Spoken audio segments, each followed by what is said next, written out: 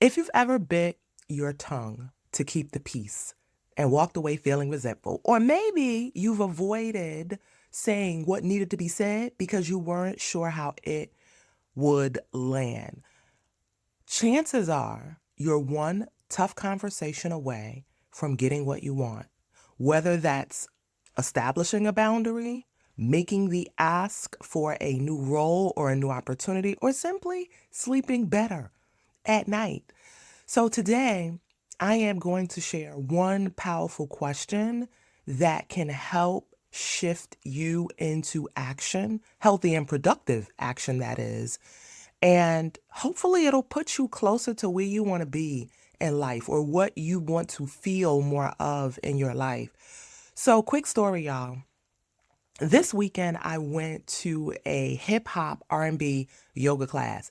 Now, listen, never in a gazillion years did I think I'd be holding a stretch while listening to Biggie. Because when that line hit, to all the ladies in the place with style and grace, allow me to lace these little. Okay, let me focus. When that line hit, when Biggie dropped that line, I had to stop myself from breaking out of my warrior pose to hit a two-step.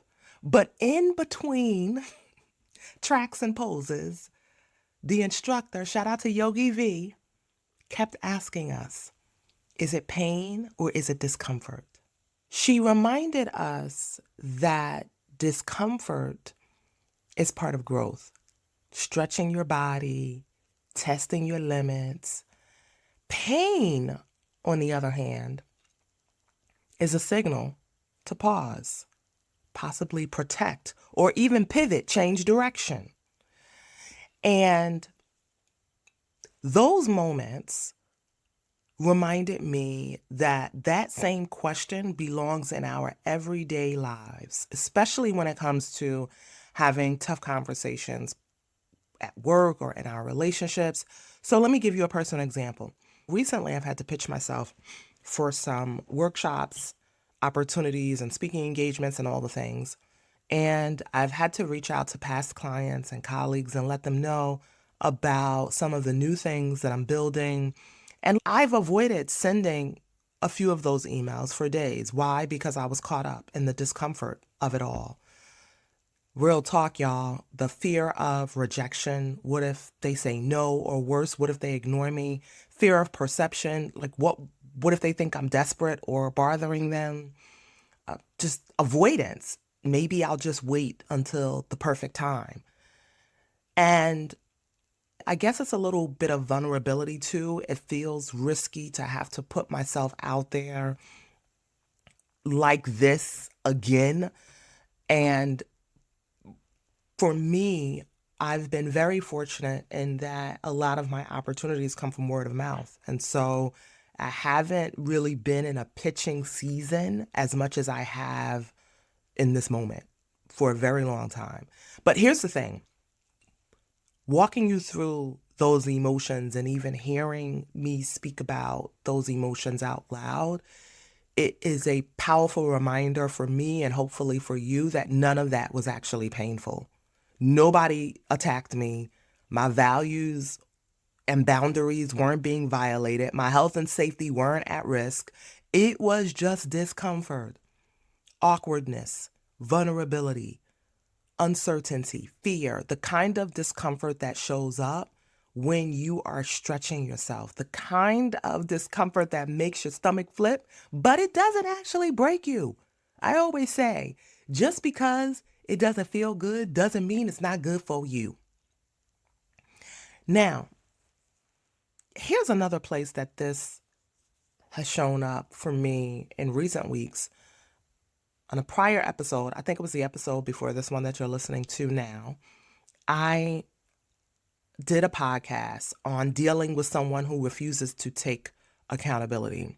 Maybe it's a colleague who keeps missing deadlines and blaming the team, or a client who dismisses your approach or your feedback and then acts all surprised and brand new when things go sideways.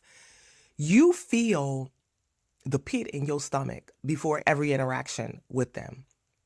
And so asking yourself, is this pain or is this discomfort? Yes, if it's discomfort, they are frustrating, you are frustrated, but it's not crossing your boundaries or putting you at risk. Yes, the conversation might be awkward, but it's necessary. And that is your signal to lean in, to courageously say, hey, I've noticed this pattern of XYZ. Let's talk about it. What's getting in the way here? What could we do about it? And so the question doesn't just help you have the conversation, it can also help you understand what kind of conversation you need to have. Because even if you are categorizing it as being painful, maybe they're violating a boundary that you have, or they're undermining your work or creating a toxic environment for you to work within, then the conversation shifts. So now you're not stretching, you're protecting. You might need to involve a third party or set firmer limits or even just walk away because it's become too painful. Again, this goes back to my point. It doesn't mean you need to avoid the thing, the conversation. And this is where so many of us confuse pain with discomfort. We tell ourselves it's going to hurt when really it's just uncomfortable. And if you can learn to sit in that discomfort instead of running from it, you can open the door to new opportunities, whether that's new clients, new roles, or new levels in your life, or again, just sleeping better. And I see this pattern all of the time in myself and my clients and the leaders that I work with. We tell ourselves a story about what's happening, and then we react to that story instead of reality. We say the conversation is going to hurt me when really it's just going to stretch us.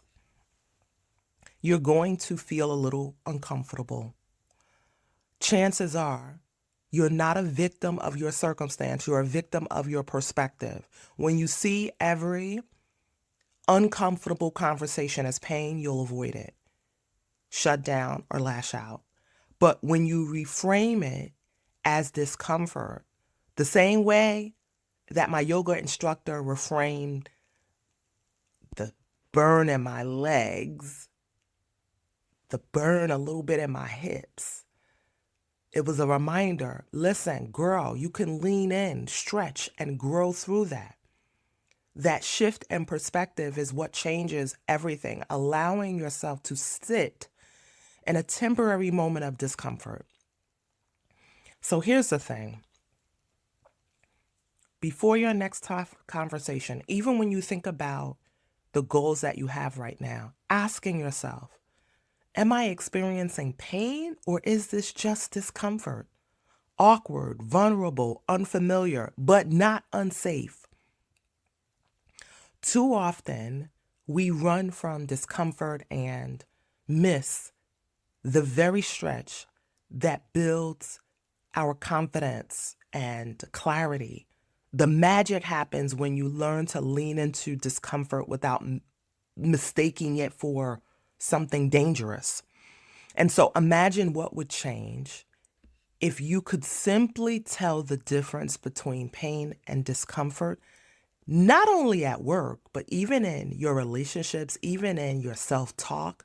What if the awkwardness that you are feeling isn't a red flag, but a green light? If there's one thing that I've had to remind myself of repeatedly this year, especially in the season of discomfort, it's that my confidence isn't built in comfort zones. It's built in those moments that I'd rather run from. The success of where I'd like to be next year at this time, it's built in those moments that I'd rather run from. So here's the thing, whether you're on a yoga mat or you're in a boardroom, in a meeting, growth will ask the same question. Is it pain or is it discomfort? So this week, I just want you to take notice, okay, where you're stretching. Is it pain or is it just discomfort? Talk soon, y'all. Have a good one.